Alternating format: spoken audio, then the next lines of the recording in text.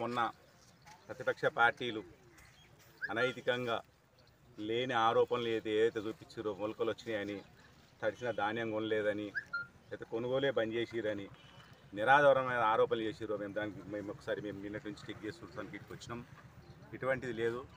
అడుగులు ఎక్కడైనా మొలుస్తాయి, అది ప్రకృతి, మన చేతిలో ఏం లేదు. ఒకవేళ అది మొలకున్నా అది మట్టిలో కలిసిపోయేటువంటి అడుగులు కాబట్టి దాన్ని ఏదో తీసుకొచ్చి ఇదేదో చేతగాని ప్రభుత్వం అని, ఇదేదో మొలకొచ్చిందని, ఇదేదో రైతుల పక్షాన మేము కొట్లాడుతున్నామని వాళ్ళు నిజంగా అట్లా చేయడము కరెక్ట్, సమంజసం కాదు.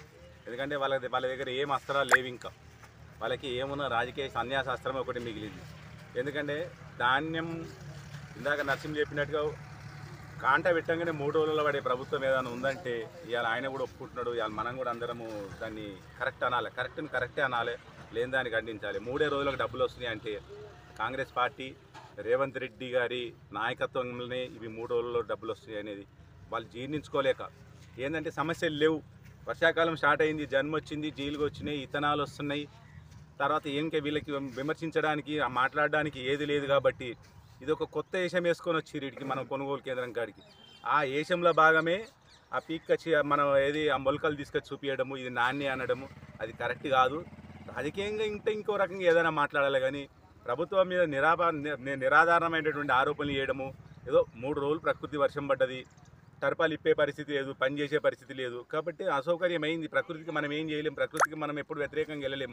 అయినా నిన్న స్టార్ట్ చేయగానే నేను ఇంచుమించు 2,000, 3,000, 4,000 బస్తాలు లోడ్ చేసి దగ్గరున్న రైస్ మిల్క్ వాళ్ళను కన్విన్స్ చేసేసి రైస్ మిల్ పెట్టడానికి మనం వాళ్ళతో మాట్లాడినాం, పెట్టుకుంటారు. ఈ వడ్లన్నీ కూడా ఈ 2-3 రోజులలో వెళ్ళిపోతాయి.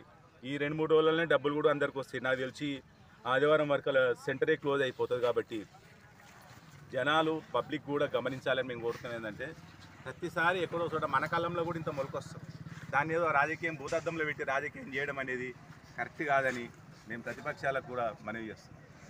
ఈ విషయంలో రైతుల పక్షాన మనం అందరం మద్దతుగా ఉంటాం. ఏడైనా చివరి గింజ కొనుగోలు చేసే వరకు కూడా ఏదైనా రైస్ మిల్లులు ఇబ్బంది పెట్టినా మేము కూడా ఆడికి వస్తాం. ఇంత అటు ఇటు అయినా తీసుకోవాలని ప్రభుత్వం అంటుంది. మేము కూడా ఎవరికైనా ఇబ్బంది జరిగితే రైస్ మిల్కి వచ్చేసి వాళ్ళకి సహకరిస్తామని తెలియజేస్తున్నాం. వాళ్ళకు మాసాయిపేట మండల కేంద్రంలోని ఒడ్ల కొనుగోలు కేంద్రం దగ్గర మనం అందరం ఉన్నాం. ఇప్పుడు ఇక్కడ మాసాయిపేట మండల కేంద్రంలో ఎప్పుడు వరి ధాన్యానికి ఎటువంటి ఇబ్బంది లేదు. సరే అకాల వర్షాల వల్ల ఒక 3-4 రోజులు కొంచెము రైస్ మిల్లుల దగ్గర లారీ లాగి కొంచెం ఇబ్బందికర పరిస్థితి జరిగింది. అయినా అప్పుడు కూడా మనం రోజుకు ఒక 1,100 బస్తాలు నింపి పంపడం జరిగింది. నిన్న నుంచి అతివేగంగా, ఎందుకంటే వాతావరణం సహకరిస్తుంది కాబట్టి ఒక 3 నుంచి 4,000 బస్తాలు నింపి పంపడం జరుగుతుంది. హమాలీ సంఖ్య కూడా పెంచినాం.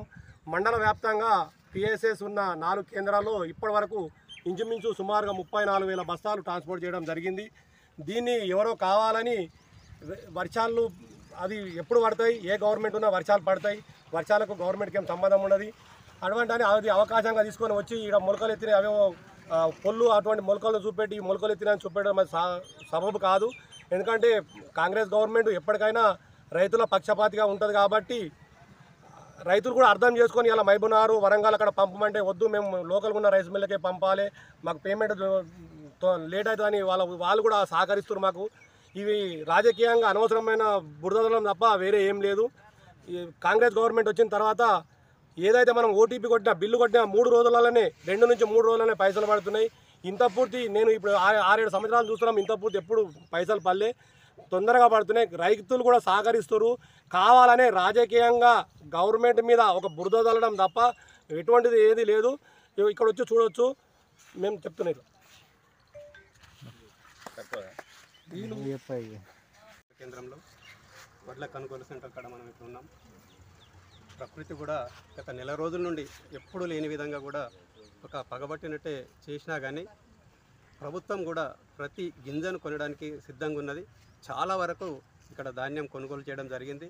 ఎవరికి ఇబ్బంది లేకుండా మాసాయిపేటలోనే ప్రత్యేకంగా చొరవ తీసుకొని వాళ్ళను మనము ప్రతి ఎంట వాళ్ళకు సూచనలు ఇస్తూ చాలా వరకు మనము ఇక్కడ నుంచి వడ్లు తీసేయడం జరిగింది. ఏదో అవకాశం కొరకు ప్రతిపక్షాలు చేస్తున్న నిరాధారమైన ఆరోపణలు. ఎందుకంటే ప్రకృతి ఎవరిని ప్రతి సంవత్సరము ఈ యాసంగి పంటలకు కంపల్సరీగా వర్షాలు పడతాయి, ఇబ్బంది ఉంటుంది. కానీ ఈసారి ఇంకా ఎక్కువ ఉన్నా కానీ ప్రతి ధాన్యం కూడా తడిసిన ధాన్యాన్ని కూడా మీరు చూడండి, తడిసిన ధాన్యం కూడా ఇక్కడ నుంచి కొనుగోలు చేయడం జరుగుతుంది. దీనివల్ల రైతులకు ఎలాంటి ఇబ్బంది లేకుండా, ఇంకోటి ముఖ్యంగా ఎప్పుడైనా రైతుల ఖాతాల్లో పైసలు పడాలంటే 15 రోజుల నుండి నెల రోజులు పడే మనం చూసినాం ఇంతకుముందు. కానీ ఇప్పుడు 3 రోజుల్లో పట్టినే రైతుల ఖాతాలలో పైసలు పడుతున్నాయి. ప్రభుత్వము అన్ని విధాల ప్రజల పక్షం ఉంటుంది, ముఖ్యంగా రైతుల పక్షం ఉంటుంది. రైతుల యొక్క ప్రతి సమస్యను గవర్నమెంట్ దృష్టిలో ఉన్నది, తప్పకుండా వారు నెరవేరుస్తారు. దయచేసి ఎలాంటి నిరాధార ఆరోపణలు చేసి ప్రభుత్వంపై బురద జల్లడం మానుకోవాలని, ఇప్పటికైనా కళ్ళు తెరిచి ఇక్కడ చూడండి ఎంతమంది పనిచేస్తున్నారో. అతి తొందరలో 1-2 రోజుల్లోనే మొత్తం మాసాయిపేట మండల కేంద్రం ప్రతి గింజ కూడా వెళ్ళిపోతుంది. కాబట్టి ఎవరు దీని గురించి చేయవలసిన అవసరం కూడా లేదు. తడిసిన ధాన్యం అని ప్రత్యేకంగా చెప్పవలసిన అవసరం లేదు. ప్రతి గింజ ప్రభుత్వం కొంటది కాబట్టి ప్రభుత్వానికి సహకరించాలి. రైతుకు ఎప్పుడూ ప్రభుత్వం అండగా ఉంటుందని మాసాయిపేట మండలం అందరి తరఫున మేము తెలియజేస్తున్నాం.